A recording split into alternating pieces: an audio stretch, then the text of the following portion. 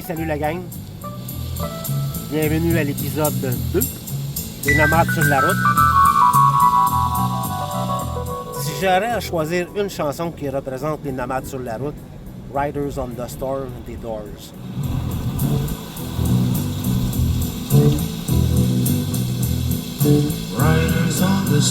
Pourquoi? Parce que les Nomades sur la route, beau temps, mauvais temps, mangent des kilomètres à l'année longue. Into this house we're born,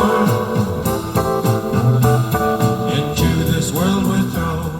Hey, la gang, aujourd'hui, on va aller rencontrer mon ami Pierre. On va arrêter tout ça. Ça fait pas longtemps que je connais Pierre, mais on a plusieurs points en commun. C'est un maudit bon gars, mais pas juste pour cette raison-là. On va aller le rencontrer. Puis en même temps, quand j'ai vu Pierre pour la première fois, il est arrivé avec une Dodge.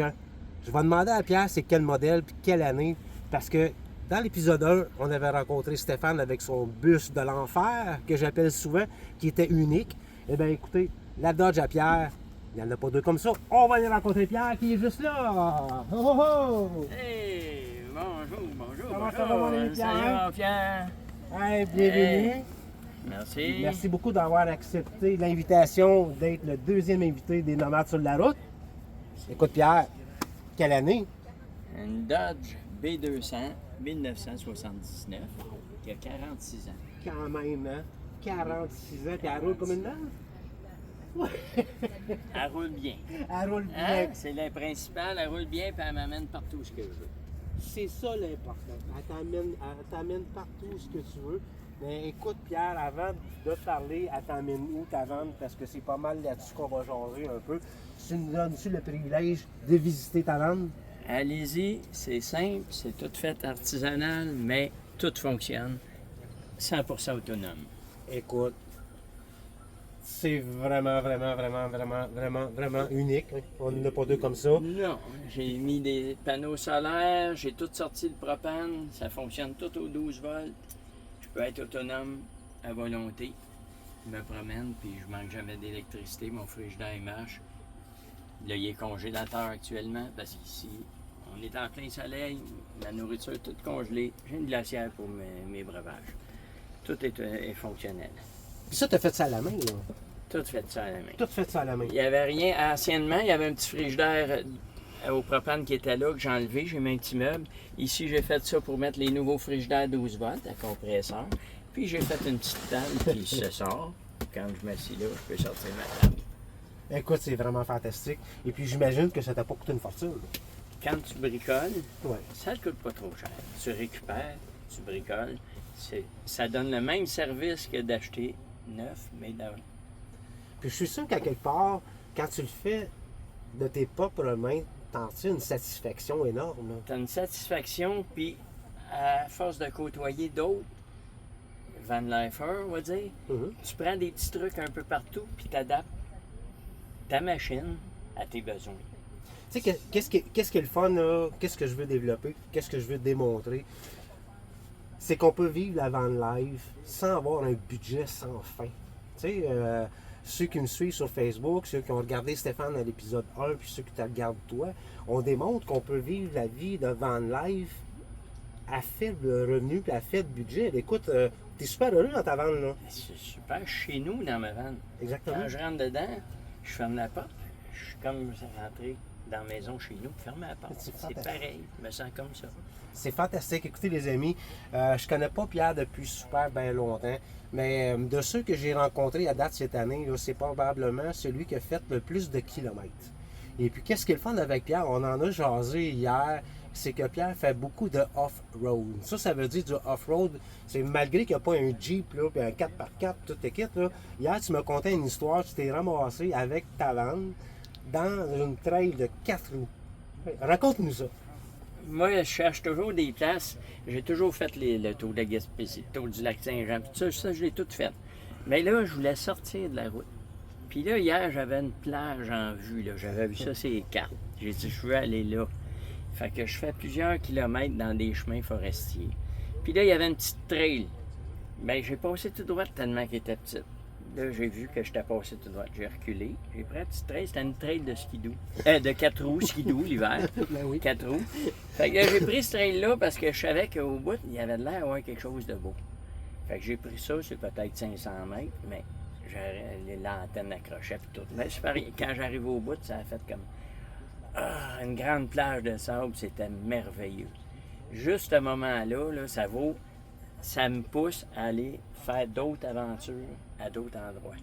Fait que c'est ça que j'aime faire quand je voyage, sortir des sentiers battus, puis découvrir des choses de la nature. Puis c'est sûr qu'avec une vanne comme que t'as, que si une branche frotte un peu, pas tant grave. On va la patcher, mais qu'on revienne chez toi. Mais à comparer quelqu'un qui a une grosse vanne, là, qui peut pas, qui voudrait faire des trips d'off-road, c'est pas accessible à tout le monde, là, quand même. Chaque type de van a ses possibilités.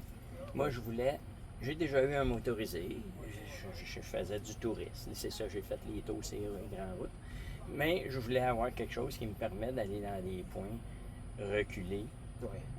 des fois sur les terres de la couronne, Oui. des places seules au monde. Mais tu peux être avec quelqu'un pareil, mais tu sais, des places que tu arrives là, puis tu découvres des paysages incroyables. Tu viens de parler de quelque chose d'intéressant que j'ai pas eu la chance de parler avec Stéphane lors de l'épisode 1, les terres de la couronne. Pour les amis qui nous écoutent, probablement qu'ils ne savent pas c'est quoi. Moi, je le sais, là, mais explique à ceux qui nous écoutent, les terres de la couronne, c'est quoi, au juste? En gros, les terres de la couronne, c'est des terres publiques qui appartiennent à tout le monde.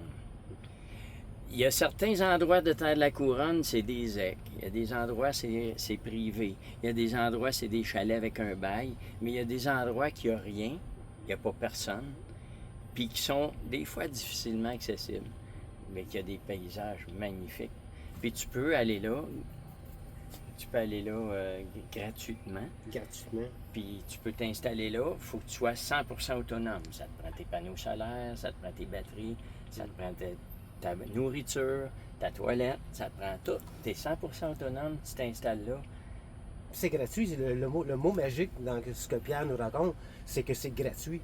Donc, si quelqu'un veut comme explorer les terres de la couronne, il a juste aller sur Internet et puis taper Terre de la couronne Québec. Il faut, c'est pas un petit peu plus compliqué que ça, mais il faut que tu fasses des recherches ou que tu te renseignes à du monde. Comme, exemple, comme moi qui a fait beaucoup de recherches et qui en a trouvé. Mais au début, j'ai eu de la misère d'en trouver. Mais il y en a beaucoup.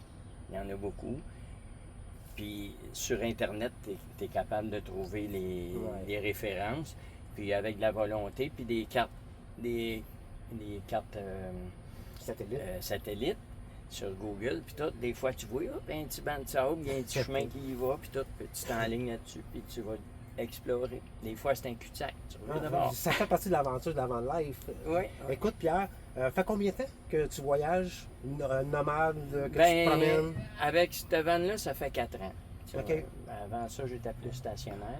OK. J'ai déjà voyagé anciennement. Mais là, ça fait 4 ans, puis c'est pas fini. J'ai le goût de te poser une question que j'ai pas eu le temps de poser à Stéphane. Regrettes-tu ton choix de vivre simpliste? On va s'entendre. Quand même, tu es bien équipé, mais quand même, là, c'est pas la vie de logement, t'as pas de télé, t'as pas de. Est-ce que tu regrettes ton choix de vivre comme ça? Du tout, parce que comme je disais tantôt, quand je rentre dans ma vanne, je suis comme dans ma maison. Oui. Mais je manque de rien. J'ai de la nourriture, j'ai du chauffeur, j'ai un frigidaire, j'ai un bon lit. Je peux être n'importe où, puis être confortable, comme ça se peut pas. Es-tu malheureux? Jamais. Je pense que on savait déjà la réponse quand on a vu le visage de Pierre. Si on a le soleil pas loin, puis quand j'ai demandé à Pierre, es-tu heureux? Son visage est devenu autant éclairé que le soleil. Écoute, Pierre, l'entrevue tire à sa fin. L'été tire à sa fin. As-tu des projets pour la fin de l'été? Je fais un ou deux grands voyages par été, là, sont faits. Je vais faire des petits voyages de 2-3 jours. L'automne, j'aime ça. C'est beau, les paysages, les montagnes. Puis après ça, l'hiver, je reste chez nous, je fais des activités chez nous, puis je planifie mon été prochain. Que demander de plus, les amis? Du bonheur à l'état pur, comme dans l'épisode 1.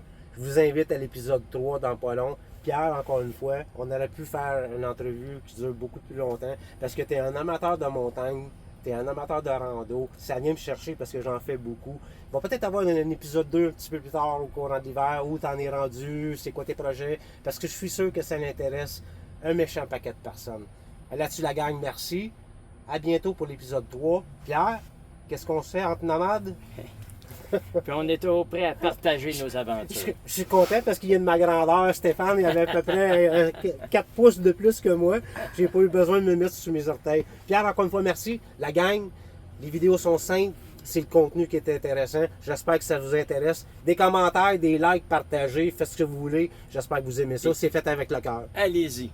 Foncez. C'est Ciao ça. la gang.